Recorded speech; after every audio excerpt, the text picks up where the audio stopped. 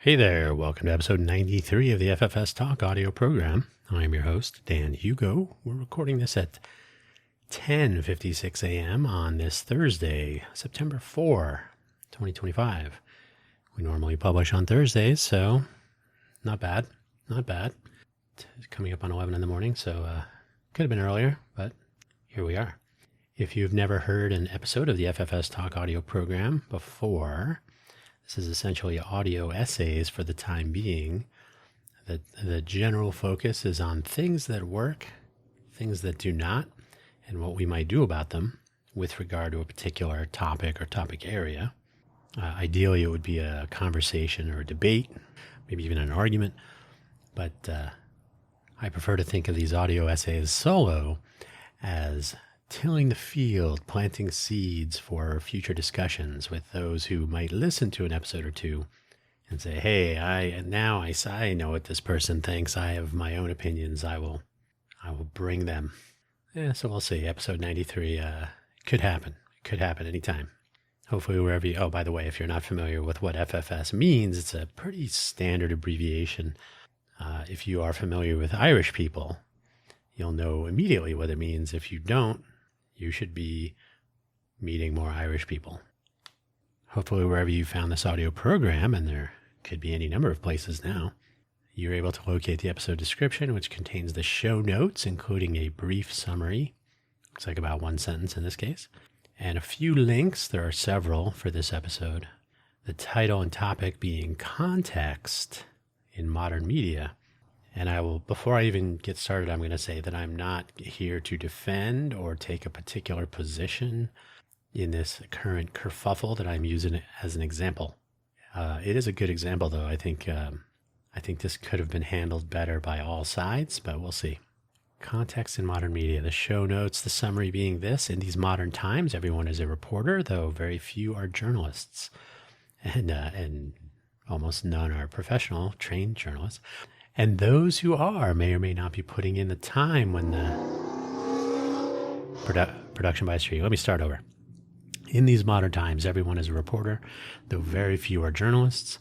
And those who are may or may not be putting in the time when the next YouTube video or TikTok or Reel or whatever needs to be posted. Indeed. The links for today's episode. The profile page linking everything can be found at buymeacoffee.com/DanHugo. If you visit that profile page, you're under no obligation to spend any money in any way. You'll find links to all of the audio programs I produce now. They may not be audio programs at some point, but they're all audio at this point. There are recently added YouTube channels for everything, and there are websites and so on. So you'll find links to everything there. You can visit the Buy Me an Update audio program, buymeacoffee.com/DanHugo/posts, where it is published first, and then it is published on Spotify, so Apple Podcasts, Amazon Podcasts, Spotify, of course, RSS feeds, and a YouTube channel, or a part of a YouTube channel. Same goes for Coffee Solo, Ko-fi, ko-fi.com/DanHugo/posts. You will find in both of these cases, Buy Me an Update, Coffee Solo, they are published first on their respective platforms. That's why they got named that way. But accessing these is more important. So similarly, Coffee Solo is made available shortly after, like I think an hour later or something. It will be published to Spotify, Apple Podcasts, Amazon, YouTube. There's a website, danhugo.com, where both Buy Me an Update and Coffee Solo are kind of linked from. They're just my little side gigs. So Buy Me an Update is published on Monday mornings, a quick 5-minute or less, or shorter, or briefer, more brief episode, a microcast, providing a quick summary of the week previous audio program topics and news and announcements upcoming. The FFS Talk Home, that's this audio program, can be found at FFS Talk. It looks like FF Stock, but it's FFSTalk.com. Now, the Wired article on Chorus Taking Dark Money, recently published on Wired, written by Taylor Lorenz, a reasonably well-known person in the internet space. Dark money group, secret funding Democrat influencers. That's the URL for Wired. Wired story, dark money, etc. It's an interesting article. It's an interesting article if you are keeping track of politics and the internet and content creators and the podcasters and the YouTubers and all that stuff. It's also interesting just from the perspective of how some of this stuff gets reported on, and that's the topic for today. The reporting is done not necessarily without regard to, recent events and some context, but I find it interesting that, well, we'll get into that briefly. I just find this an interesting example and happens to be happening right now. I'm using BTC to keep it short, the Brian Tyler Cohen. There's a short on YouTube on his launching of a new platform for left-leaning or left creators. I just said left creators. It's a short on YouTube, and it was from December, and he basically just lays out what they're going to try to accomplish. And if you read the article and then you look at this short video from 9 months ago, you would say, well, they did kind of set out to do some of the things that that they are now accused of. Synchronized messaging, kind of focusing the message so everybody's aligned on some talking points, making sure that they are actually consistent in their messaging, connecting to political figures, supporting each other, and so on. So some of the stuff that's laid out just in that short are now the basis of some accusation. Again, I'm not defending Chorus. I just think it's interesting to go back from its sort of mission statement, if you will. Brian Tyler Cohen, one of the co-founders, probably one of the better known. Personally, he kind of gets on my nerves, but I do appreciate his efforts trying to accomplish what he is trying to accomplish. Outside of the context of this current controversy, he just seems like he's a motivated person. BTC, Brian Tyler Cohen, on focus explicitly on messaging and expanding reach. So there's a whole YouTube video. It's pretty short. What I could not find, and I'll mention this later as well, I could not find this was around election time, so I was paying a lot more attention to both sides. But Brian Tyler Cohen and several other characters have kind of rose up and were making a lot of noise. And so those would appear in my recommendations and all that. So I was able to catch a sort of a Zoom call that they had posted somewhere between him and several other of the content creators that are or were a part of the initial Chorus effort and launch and whatnot. So they were discussing some of this stuff in even greater detail with some questions and answers and so on. Couldn't find that, but I thought that would have been an interesting element as part of the background or the research. Part of the presentation in this article was like where they started and what their intent was up front. And we'll get into that some more. There is a website, We Are Chorus. So that's their site, We Are Chorus, CHORUS. So We Are Chorus, no spaces.com. Taylor Lorenz is a internet journalist. She doesn't have a personal website, but she does have a web property called UserMag, like User Magazine, user at usermag.co. So that's like her primary, I guess her owned domain. All these sites have social media and whatnot. So, Instagram, Twitter, etc. Blue Sky sometimes, TikTok, go for it. But part of what I'm asserting here today is that you should sort of have a presence that you own, that you have control over. That's your brand. And it could be your personal, or it could be for some company or nonprofit or whatever you're pursuing. Probably need to have both. danhugo.com, for example. I've recently, don't go there right now and expect an amazing website, but trying to get that up and running for real. Right now, it's a kind of a placeholder. Links to the podcast and whatnot. It's functional. It just isn't sexy at all. Taylor Lorenz. And then the final link, Brian Tyler Cohen's site. And he actually uses BTC as an icon, fave icon, and it's like a little logo block or something. So he does go by BTC as BrianTylerCohen.com, all one word, Brian, TYLERCOHEN, Brian Tyler Cohen.com. So strangely, he does not mention anything about Chorus or some of his other involvements. So as a personal website, he's not using it to sort of cross-reference some of his efforts. I can understand reasons to take that approach and also reasons to not take that approach. So choices. So yeah, all right. So let's get started so we can get finished. Today's example. It's only an example.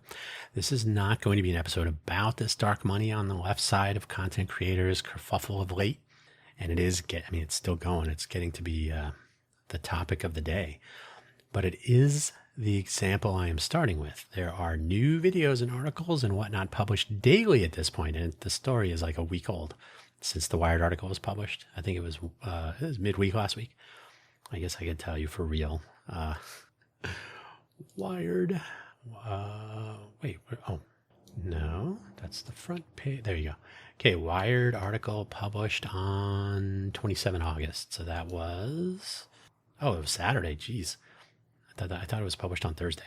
Saturday, 27 August. So since Saturday, it's only been, it's coming up on a week, almost a week. It is the topic of the day in a lot of places. So there are new videos, a lot of videos. I don't know about articles. I haven't seen too much of the written word because I've been trying to avoid it. Published daily at this point, swirling around this whole thing, which is itself an illustration of today's topic. And we can look at it, then step back and ponder a more general case for these modern times. By the way, I'm not a media consultant. These are just common sense sort of person on the street observations. But it's some stuff that I've been talking about for a while. I'm not even going to link to the posse stuff because I think people don't really understand that. It's a topic for another time, but to publish on your own servers and syndicate elsewhere or everywhere. But it is what I'm suggesting here as we get down to that section. The Wired article and links is the starting point of this calamity. Its author, Taylor Lorenz, Lorenz, Taylor Lorenz, has a YouTube channel and other online presence. And so there has been continuing discussion, and she has expounded on the article along with taking part in interviews and conversation with others on other channels and other platforms. The same is true for Brian Tyler Cohen, who is one of the co-founders of Chorus, and I would argue kind of the public face of the effort. Although on their website, you can see there's a lot of co-founders and there's a lot of content creators that are each developing their own brand. So I believe he stated right up front in I think it was in the short, that I'm not taking any money. I'm not doing this for pay. I'm trying to get this going for the good of the left and the community and so on and so forth. I can appreciate that, whether you believe it or agree with it or whatnot. So he's kind of made himself the face of it, even though then there are many faces. So BTC, who co-founded Chorus, and the Chorus-related content creators that were mentioned in the article, either implicitly or by name, or some people that are not part of Chorus but are still in the left content creation arena, and so on. The cacophony is real. And by the way, I'm only picking on this because it is topical. The right, and I really think politics is a mess, is a kind of a train wreck at this point. The right has been known for their bullet points and their talking point, talking point notification scheme, where everybody is on the same page. You'll hear the same comments from everybody on all talk shows and punditry, everything. So the right has been generally better at this, arguably, but generally better. So the left is allegedly trying to catch up here with efforts like this, and then maybe that's part of the problem. If you don't know anything about any of this, I think it might be fair to say that you are winning, because this is the sort of day-to-day bickering and finger pointing that, on the one hand, might drive people away from actually paying attention to the politics that are part of our overall experience inside the various levels of government here in the U.S. But on the other hand, illustrates why providing context is, or could be, so important when pursuing some public-facing undertaking. So providing context the onus would have been on Brian and or the various co-founders of Chorus in this particular case. but also context provided while reporting, which means some of the context would have to be available to investigate and then include. And I would argue that the Wired article doesn't include some context, which could have made the Wired article a little bit more like, a little bit more like an investigative journalism article on the, what happens and how did this happen and how can we avoid this happening? It could have been a learning moment. Instead, it kind of comes off like an attack or there's certainly some people are viewing it that way. So anyway, let's get into what that means. Context mattering. So this is an example of context mattering. The article published in Wired almost a week ago. I don't know why I thought it was on Thursday, but it was on Saturday. Published in Wired about a week ago covers the allegation that so-called dark money is funding an organization called Chorus, which is a cohort of content creators intent on coordinating their messaging efforts and efforts in general to elevate a left agenda. The intent being a counter to the right and their arguably more established media efforts as a sort of ad hoc mass on the right. They kind of all move together. The degree of coordination is left to the listener to examine. So, I think it's apparent on the right, and it's somewhat less coordinated, but it's sort of apparent on the left. I try to stay kind of in the middle, as my political advisor Chris Rock tells me, I try not to make up my mind before I know what we're talking about. The article points, and by the way, I've taken one of those political spectrum tests, and I'm pretty much in the middle. The article points to contracts that are perhaps somewhat draconian, placing extreme limitations on who can be guests and how they must, keep us informed if you say anything or do anything, that kind of stuff. A lack of disclosure, the alleged funding source and the details about the entity, and the suggestion that the members of this cohort are beholden to the organization with regard to content, messaging, guests, and other activities, which must apparently perhaps contractually flow through the Chorus organization for oversight. So that's the question.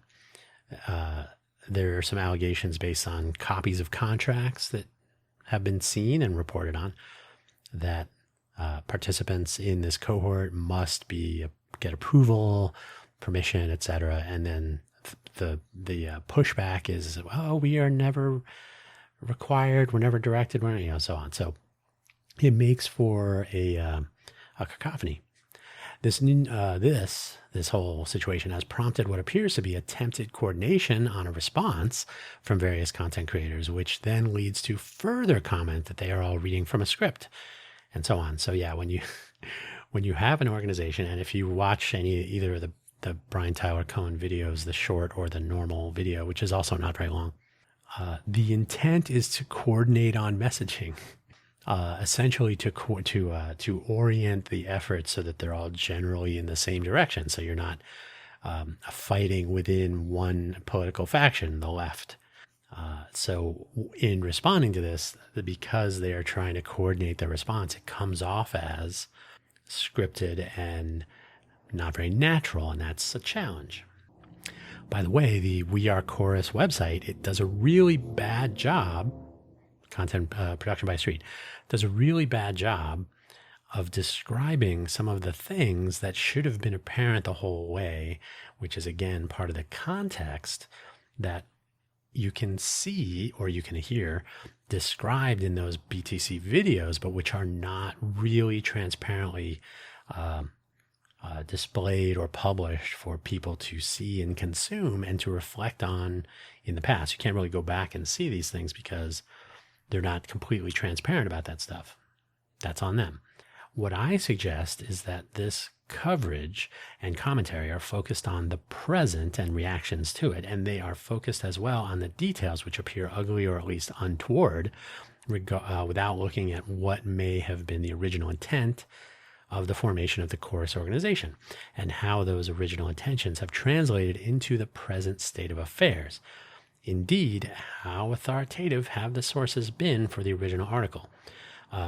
Cohen, as in Brian Tyler Cohen, the last name, appears, the word Cohen, in fact, references to him, appears twice in the text of the Wired article, which is not a short article. There are no quotes from him. It doesn't appear that he was interviewed or consulted for any backstory or references. And few people on record affiliated directly with the Chorus organization or those aware of its formation in detail, whether they're affiliated or not, there are only a very few of those references. So right away, there should be a question about, well, how authoritative is the information sourcing on this? You got to wonder if it's anonymous sourcing, background, even though it probably passes muster. Much has been made about Wired lawyers having done the due diligence to make sure they could publish the story. I find it a little bit concerning that the person who co-founded the organization and was indeed the face of it back in December only appeared twice by name and not with any detail. I would have liked to see references to his own statements from 9 months ago, for example. And I'll say why in a moment. It is possible that most, if not all, of the authoritative people involved refused to comment during the writing of the article, but surely after the fact, there has been no shortage of comment. And indeed, Chorus includes a rapid response component in their efforts. That's part of their mission, is to provide rapid response to statements and actions on the right so that the left can have a coherent and coordinated message and so on. So, okay, they have this infrastructure or this goal in place that's stated. So that should be part of the context. It is in fact referred to as rapid response days that they have so that they can have a continuous conversation within their cohort to be prepared for these sorts of things that they have to respond to rapidly. It is important to see how these situations unfold and how intent, action, and outcome come together or don't, because this is certainly not the last time this sort of thing will take place.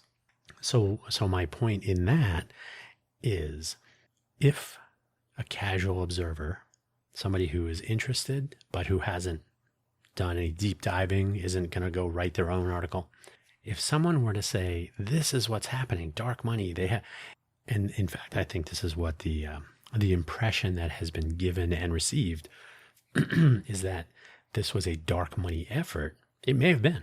I have no idea. But the how did we get here? The path to here is a part of the story, I think, because at any given moment, someone with the best intentions could begin a journey down a similar path and may find themselves in a similar place because they accept money, they accept collaboration, they enter into a partnership. The contract as written, as presented, may or may not be the real contract. Is that applicable to every member of the Chorus cohort? There's some question about whether, well, I would have a question at least, about whether some contracts that are a little bit more, draconian, I like that word, that keep the content creator a little bit closer to the program. Maybe that's for that more entry level. Maybe it's for the beginners to help them develop their brand. So try to stay on message, try to not deviate or go off on your own if you're going to be a part of this program, because we're trying to help each other. Okay, that's a very optimistic view, but I'm trying to be optimistic. It may, in fact, be completely the wrong thing. But I think if you start out knowing the context of this whole endeavor, again, starting with some of the statements Brian Tyler Cohen made in December, I wish I could find that Zoom call video, but forget about it. I mean, if you try searching for anything now regarding Chorus, you're going to get stuff from within the last 7 days, 5 days, 6 days. So you're not going to, I mean, I literally went to Brian Tyler Cohen's YouTube channel, and I went back to December and I found that short, and so the 2 videos I've posted here are the only things I could find. And that's one of the problems, is that there are too many places. So he didn't link to it from his homepage, right? He has a personal brand. The We Are Chorus website has a business site. It's a 501c4, by the way, partisan political nonprofit. So it's not tax exempt, but it is a nonprofit entity. So, or claims to be. I didn't check. So they really haven't publicized their stated goals, which I think if you're going to try to if you have any intention of coming across as a grassroots or a, of the people sort of a thing, like, hey, we're inviting content creators, even if you have no audience, to to build the audience and to be a part of it. Okay, that's all wonderful. Some of that grassroots conversation was happening back in December when they were getting this started. So I think some of their context is not presented well, if at all, in the article. And so what we end up with is a snapshot of today, and then a look back at the dark money sources and some of the individuals involved with co-founding the organization. Perlmutter from, I can't remember his first name. It's in the article. From a for-profit political or some advocacy or like a marketing organization, marketing advocacy, something. So there's nothing wrong with those. But without understanding the full context of what the intent was, because some of the story may be how quickly and easily,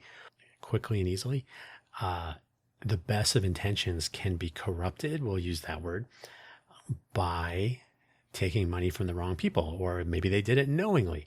So in that case, the context would be they said this, but then took these other actions that were very clearly contrary to what they were saying. Both would be valid stories, so I'm not arguing either one. But knowing what happened between we want to do a lot of good things and here are some of the good things we want to accomplish, and we have people not disclosing that they're receiving money from these sources that may or may not be good. They're not allowed to announce their affiliation with Chorus if some contracts are to be believed, and various other fingers are being pointed at various other people and so on. So to me, this is again, it's a report on now, and that doesn't make it production by the street. That doesn't make it invalid, but I think some of the more the learning moments could have come from understanding more about how they got here. Not just the fact that they did get here. Oh, look, they were getting money from those people. Well, okay, wait, when did that happen? When did that start? Why did that start? How about some quotes from the co-founders? Hey, Brian Tyler Cohen, you were pushing this pretty hard in December, and your face and name are all over it. Brian BTC is certainly making the rounds after the article has come out, and after the reporting on the article, and after the commentary and so on. So he's essentially now, he is the rapid response, although others, David Pakman, who gets my nerves a little bit, but he's trying to be very Mr. Rogers in his explanations, and now people are talking about lawsuits and defamation and all kinds of fun. Context. I think that would have helped to set the stage for this. There could have been multiple stories out of this, because this is probably, again, a teaching or a learning moment about how, okay, again, either it was good intentions that have gone to a troubling place, or they were good intentions that they were intentions that were misrepresented as good intentions. Both of those, it might be a combination or some, whatever it is. Those are both even more interesting and arguably more consequential, because this could happen, and it probably will happen again and again. So, in keeping with the FFS format, we'll start with what appears to not work or not to work. Take your pick. So this is a current topic of fairly active discussion, the whole Chorus dark money kerfuffle. I think they call them content creators or influencers, left-leaning influencers, any variety of that. At a time when there are so many topics of active discussion, but a great example of where being transparent and placing mile markers of sorts for all to see along some path of development would probably have helped, not only with the authoring of the article. I mean, again, I would like to have seen a little bit more reference to the starting point, the backstory, the co-founders, and what their intentions were, and how they may differ from the current state of affairs, and why would that happen? How did that happen? But with the response process, so have the process available. So it doesn't seem like it's a panic mode. On seeking some of the early formation content that was to be found on the Chorus people, as the Chorus people were coming together, when they were back in December 2024 on this concerted effort, the notion of it was, and I remember it may even have been Cohen was on a different show, and he said, well, I'm trying to put something together there was a lot of lamenting and a lot of frustration on the left after the election results and so on. It was difficult to find, as I mentioned, and as can be seen in the limited link collection here, I wasn't able to find a ton of stuff from December. I mean, surely I could have spent weeks trying to pull from different channels and whatnot, but just trying to search for chorus, guess what you find? Everything from the last 5 days. If messaging is going to be a primary focus of any effort, like if we are creating this entity to come up with coherent and focused and consistent messaging, that should really start from just before day 0. You should be able to start your messaging when you start this effort so that people are aware of what you're trying to accomplish and they can reflect on that later. Oh, well, this is what they were trying to do. How did they get to this crazy getting funding from those people? Messaging is something that has become nearly critical. Nearly critical? Yeah. I mean, there are some more important things. With so many people not only prepared to tell a story based on anything from full disclosure to complete fantasy, just so that they can monetize their content, but they are motivated to do so by the need to always publish for the sake of their audience, and again, their revenue stream. So the whiff of a story, and you can see this, just the casual observer, suddenly everything coming out today is about what happened this morning. Whatever's coming out this evening is what people were saying about what happened this morning. So reaction videos and so on. There doesn't really need to be a bunch of research if you can do all of your reporting from your bedroom. Sorry. I mean, some people do that. It's probably nice bedrooms. Generally speaking, it is too easy in this modern era to maintain an online or always accessible presence, which enables at least a modicum of self-brand definition. In other words, whatever it is you are working on, pursuing, even believe in, one need not rely on Wikipedia or Twitter, nor Facebook, nor Facebook, nor TikTok as authoritative sources. They may refer to your primary authoritative content, and perhaps they should, and you can stay on top of that. Perhaps they should, and you can stay on top of that. Yeah. But your positions and ethos and whatnot should always be published on your terms whenever possible. You should own them with what we might call receipts in other places as appropriate. Sites like archive.org can be they are timestamped, but they can be a timestamped history of record. You can literally point to archive.org, for example, and say, this was the content that we published when we launched our organization, or when we launched our effort, or when this happened, or when we made these claims, etc. So no one can say, oh, you changed your website. Well, it's there as it was. Right now, I will be honest, I have not looked into what the editorial policy is of archive.org. If I can go in there and make changes to history, I doubt it. I can see where you might have something removed, but I don't know if you're allowed to alter things. I would hope not. So having those receipts is important. If externals are used as primary sources, you lose control, and these references might become difficult or impossible to find. As I was mentioning, I can't find the links to some of these videos that I know I saw, unless I was crazy. So then where are you? If you're like, hey, we talked about this. Do you have a transcript? Do you have notes from the meeting? Do you have that? Well, it was a YouTube video. We published it and now it's gone. The same applies to projects, nonprofits, for-profits, companies, and so on and so on. I will say for our nonprofit, Innovate for Vegas Foundation, we have board meetings, so we have minutes of board meetings. But most of the documentation that takes place is in writing. So you can always go through it and read it. And because of the nature of our organization, we're always inviting contribution, like, hey, you made a typing error, you made a typo, spelling, grammar. Oh, this is confusing. Here, I'm going to propose a change, all the way through everything we do. So I will say later that GitHub is arguably a good time-stamped record. It's a little bit too easy to fiddle with things, but generally speaking, if you're transparent and here's everything, you can find it. Here it is. If you want to make a change, or everything's open source and all that. So transparency can really come in handy if questions arise. What is sometimes called citizen journalism, and again, we're in the what doesn't seem to work section. So people are not maintaining this presence and keeping after it and keeping it current, but also maintaining some histories for reference. That doesn't work. People should be doing that. What is sometimes called citizen journalism is often more like the classic telephone game. If you're not familiar, it's where I tell you a story and then you tell your friend a story, and it goes all around through the neighborhood or your friend group or whatever. And by the time I hear it from someone, saying I'm the source, they tell me this, did you hear what Dan said about the thing? And I'm like, no, what did he say? And then that's not what he said. I know because I'm Dan. Like stories tend to get, or as Bob Newhart once said, they get better and better and better until they're completely unbelievable, because that's just how people work, right?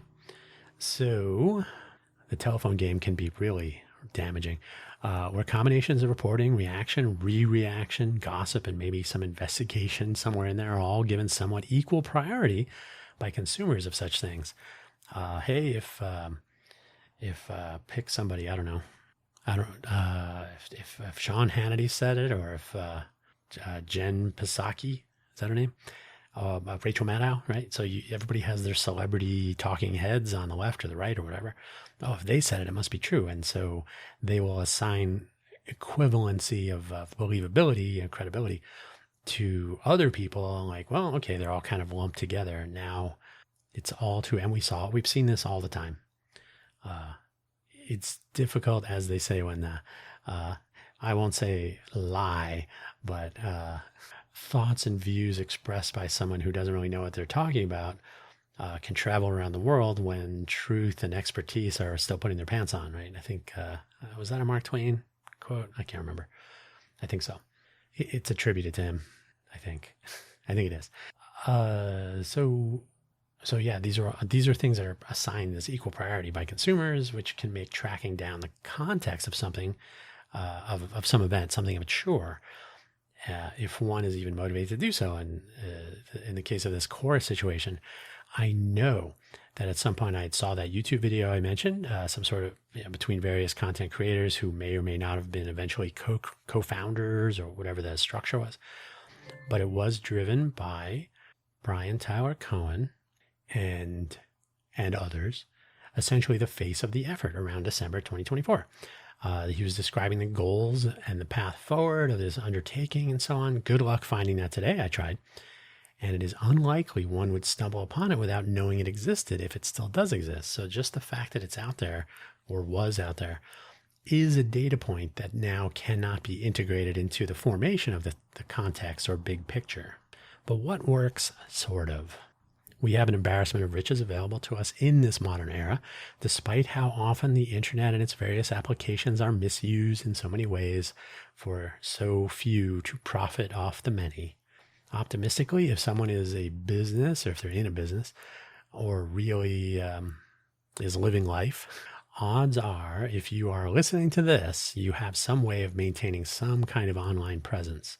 I don't mean a Facebook page or a TikTok or a Twitter account or a Blue Sky or a Mastodon account. You can have all those things, but do you own your presence so that you have final say on what's on the site, what's in the files, what's presented and how, and so on?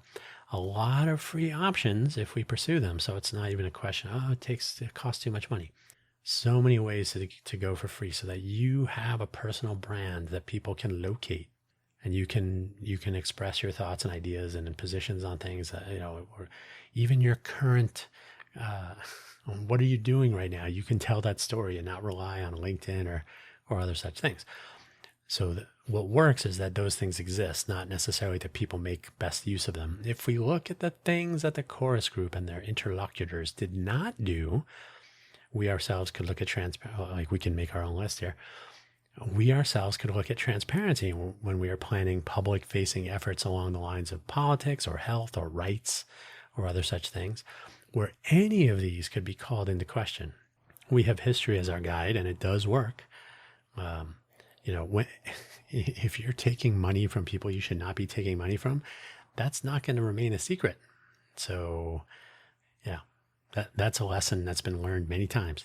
What works is not only owning your message, but owning what you anticipate may come up, may be called out, and there are, on occasion, some really obvious places to do that. This is not about behaving badly, but having your story prepared, though that happens as well, often. Rather, addressing concerns authoritatively in easy to find places early when the goals are legitimate and the effort sincere. Call me optimistic. But this is why in this course example, if the course website had, here's how we got started, here's how it's going, here's where we are today. If they just had more of their story, they have an FAQ, they have a couple, but it's a little bit simple. Maybe they're trying to not distract from their content. No, come on. They just didn't do it. And it's unfortunate. But you can do it and I can do it. It works to have. Now, let's take a rather famous example. It used to be, if you were to look through somewhere in the Google universe, you could find a blog post or something about how we should not, don't be evil was the company goal. And that kind of faded away, kind of pulled, hey, they've removed, now their mission is to be evil. Yeah, sometimes it doesn't. I mean, sometimes the transparency will come back to haunt you a little bit, but nobody really cares. So that's unfortunate. But I think if you can be transparent, you should be, if you're going to be doing things where that transparency will ultimately help you later if you find yourself in the situation. Now, if being transparent and then the reality is dug up and they don't match, then that's another different problem. I mentioned archive.org. Generally speaking, there are well-known places online where someone curious can look over a history of a website, of an online presence. Something like GitHub would be interesting if it wasn't so easy to fiddle with, timestamps and so on, so it's not great. But archive.org and any place that might be a third-party witness is a pretty good idea. And to some extent, Wikipedia is as well, especially because they're so draconian about their own editorial process and requirements. I cannot edit my own Wikipedia page, for example, if I had one, which as far as I know, I do not. The promise of Web3, perhaps. One of the aspects of it was the use of a blockchain to keep track of transactions and to help people monetize and track ownership and transfer of ownership and so on, where some of these notions could be time-stamped on some blockchain or in some blockchain scheme so that anyone asking can see what was when and why. We have technology now and technology that may or may not find its application to make our own history of these various efforts visible in a provable way so that later someone, and again, you're all reading from a script. Well, our entire organization was started so that we would have a focused and coherent message that we all get behind. So yes, we are all reading from a script. That's why we formed.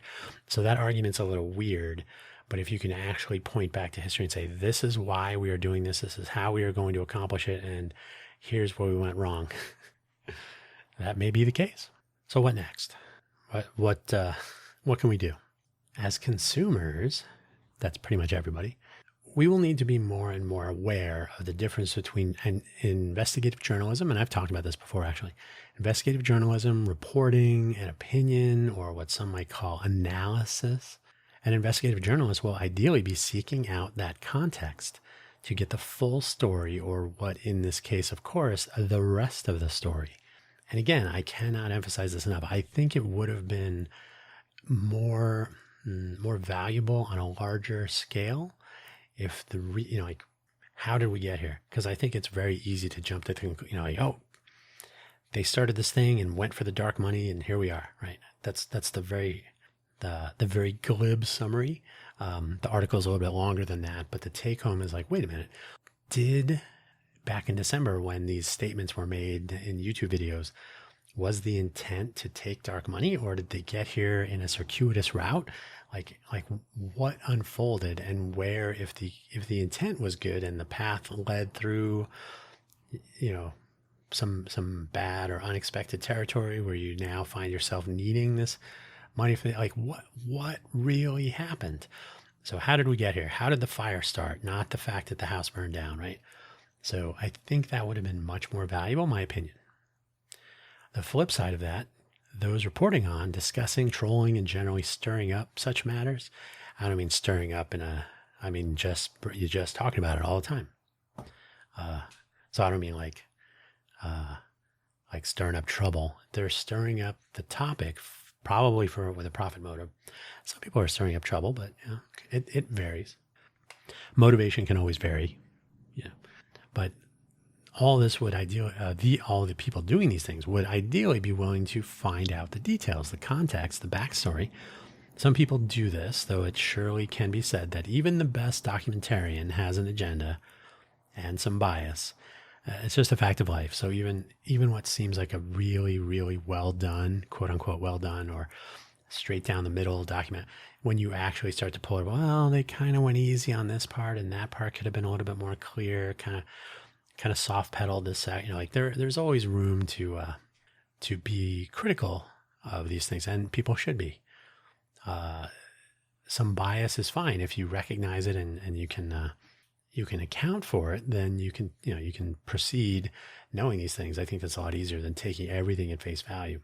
So the people that are writing these articles, and again, Taylor Lorenz is very well known, and she's done a lot of work. A lot of it's good or interesting. I think in this case, there could have been, again, that some more context about how things got to where they are today.